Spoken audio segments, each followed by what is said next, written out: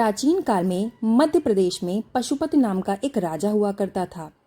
वो बहुत ही धर्मात्मा, ब्राह्मण और बहुत ही सत्यवादी और जितेंद्रिय था।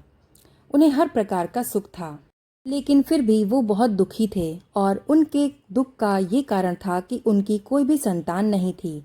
इस कारण उन्होंने संतान प्राप्ति की कामना से 18 वर्षों तक कठोर तपस्या की और इस तपस्या के परिणाम स्वरूप उन्हें एक तेजस्विनी कन्या की प्राप्ति का वरदान मिला।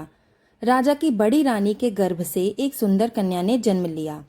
राजा ने कन्या का नाम सावित्री रखा था। राजकन्या शुक्ल पक्ष के चंद्रमा की भांति दिनों दिन बढ़ने लगी। धीरे धीरे उसने युवावस्था में प्रवेश किया। उसके रूप लावण्य को जो भी देखता था उस पर मोहित हो जाता था। जब राजा के विशेष प्रयास करने पर भी सावित्री के योग्य कोई वर नहीं मिला तो उन्होंने एक दिन सावित्री से कहा कि बेटी, अब तुम अपने आप ही अपने विवाह योग्य वर को तलाश करो।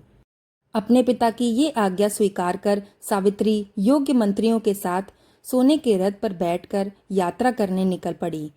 कई दिनों तक ऋषियों के तपोवन में भ्रमण करने के बाद वो अपने अनुकूल वर को चयन करके जब वो राजमहल लौटी तो वहां उसने अपने पिता के साथ देवर्षि नारद को बैठे हुए देखा। उसने दोनों के चरणों में श्रद्धापूर्वक प्रणाम किया। महाराजा अश्वपति ने सावित्री से उसकी यात्रा का समाचार पूछा। सावित्री ने कहा, पिताजी, मैंने अपने वर का चयन कर लिया है। वे अपने माता पिता के साथ वन में निवास करते हैं, जो महाराज द्युम्नसेन के पुत्र सत्यवान हैं और सर्वदा मेरे योग्य हैं। मैंने मन ही मन उनको अपना पति चुन लिया है।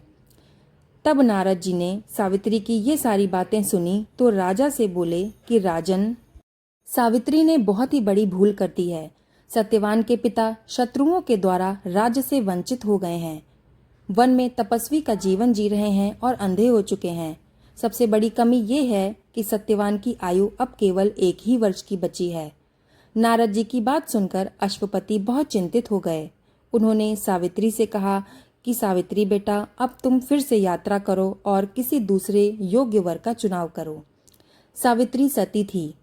उसने दृढ़ता से अपने पिताजी से कहा कि पिताजी, सत्यवान चाहे अल्प आयु हो या दीर्घ आयु, अब तो वो ही मेरे पति हैं। अब मैंने एक बार उन्हें अपना पति स्वीकार कर लिया है। अब मैं किसी दूसरे पुरुष को स्वीकार नहीं करूंगी। सावित्री का निश्चय जानकर महाराज अश्वपति ने उनका विवाह सत्यवान से कर दिया। धीरे धीरे वो समय आ पहुंचा जिस दिन सत्यवान की मृत्यु निश्चित थी। सावित्री ने उस दिन के 4 दिन पहले से ही निराहार व्रत करना शुरू कर दिया।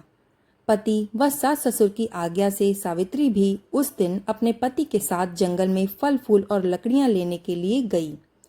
अचानक से लकड़ी काटते समय सत्यवान के सिर में भयंकर दर्द होने लगा। पेड़ से नीचे उतरकर वो पत्नी की गोद में लेट गया। तब वहां सावित्री को लाल वस्त्र पहने विचित्र आकृति वाला एक पुरुष दिखाई पड़ा। वो साक्षात यमराज थे। उन्होंने सावित्री से कहा कि तेरे पति की आयु अब समाप्त हो गई है, इसलिए मैं इसे लेने आया हूँ। इतना कहकर यमराज ने सत्यवान के शरीर से एक सूक्ष्म जीव को निकाला और उसे लेकर दक्षिण दिशा की ओर चल दिए। सावित्री भी यमराज के पीछे पीछे चली। उन्हें आता देख यमराज ने उसे लौट जाने का आदेश दिया। इस पर वह बोली कि महाराज, जहाँ पति वहीं पत्नी, यही धर्म है, यही मर्यादा है। पतिव्रता नारी मरणोपरांत भी अपने पति का साथ देती है। उसकी बात सुनकर यमराज गुस्से से बोले कि तुम अब वापस लौट जाओ।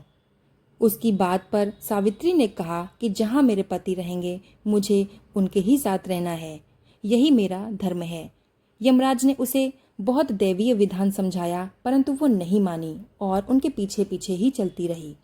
उसकी निष्ठा और पति परायणता को देखकर यमराज बोला कि पति के प्राण तो मैं नहीं लौटा सकता, लेकिन तुम कोई अन्य वर मांग लो। तब सावित्री बोली कि मेरे सास ससुर वनवासी हैं, अंधे हैं, आप उन्हें दिव्य ज्योति प्रदान करें। यमराज ने कहा, तथास्तु, ऐसा ही होगा, अब तुम लौट जाओ। यमराज की बात सुनकर उसने कहा कि भगवान, मुझे अपने पति देव के पीछे पीछे चलने में कोई परेशानी नहीं है। पति के पीछे चलना ही मेरा कर्तव्य है, मेरा स्त्री धर्म है।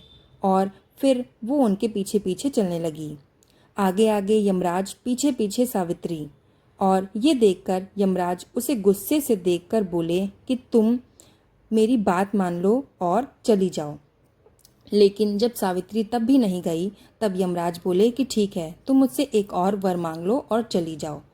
तब सावित्री बोली कि हमारे सास ससुर का राज्य उनसे छीन लिया गया है, उसे पुनः प्राप्त कर सकें ऐसी कृपा आप मुझ पर कीजिए। तब यमराज ने उससे फिर कहा कि तथास्तु, और सत्यवान के प्राण लेकर आगे चलने लगे। तो फिर से सावित्री उनके पीछे पीछे चली आ रही है। तब यमराज ने कहा कि एक आखिरी बार मैं तुमसे कहता हूँ कि तुम लौट जाओ और पति के प्राणों के अलावा तुम्हें जो कुछ भी मांगना है मांग लो। ये आखिरी बार मैं तुमको दे देता हूँ, चुपचाप लौट जाओ इसके बाद। तब उस पर सावित्री ने अपने को सत्यवान के 100 पुत्रों की मां बनने का वरदान मांगा।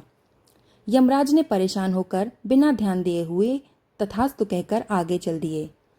सावित्री फिर उनके पीछे पीछे चलने लगी और उसके इस कृत्य से यमराज आग बबूला हो उठे और पूछने लगे कि क्या हो गया। तभी यमराज को क्रोधित होते देखकर सावित्री ने उन्हें दोनों हाथों से नमन करते हुए कहा कि हे महाराज, आपने मुझे 100 पुत्रों की मां बनने का आशीर्वाद तो दे दिया, लेकिन मैं बिना पति के मां कैसे बनूंगी। मैं पतिव्रता हूँ, इसलिए आप मुझे अपनी तीसरी वरदान को पूर्ण करने के लिए अपनी कही हुई बात को पूरा कीजिए। यमराज ने बोला कि हे सावित्री, तुमने तो मुझे ठग ही लिया। और सावित्री की बुद्धिमता और धर्म बातें सुनकर यमराज का हृदय भी पिघल गया। और सावित्री की तीनों वरदान पूरे होने के बाद भी यमराज ने उसे आशीर्वाद दिया कि ठीक है, ऐसा ही होगा। यमराज ने सावित्री के पतिव्रता धर्म की बात जानकर सत्यवान के प्राणों को अपने पास से मुक्त कर दिया और सावित्री सत्यवान के प्राणों को लेकर वट वृक्ष के नीचे पहुंच गई और सत्यवान जीवित होकर राम राम करके उठे। दोनों खुश होकर अपनी राजधानी की ओर चले और वहां जाकर देखा कि उनके सास ससुर को नेत्र ज्योति प्राप्त हो गई है और उनका खोया हुआ राज्य भी उनको वापस मिल गया है। इस प्रकार सावित्री सत्यवान अपने माता पिता के साथ चिरकाल तक राज सुख भोगते रहे। ऐसे सावित्री के पतिव्रता धर्म और विवेकशील होने के कारण न उन्होंने अपने पति के प्राण बचाए, बल्कि समस्त परिवार का कल्याण भी किया।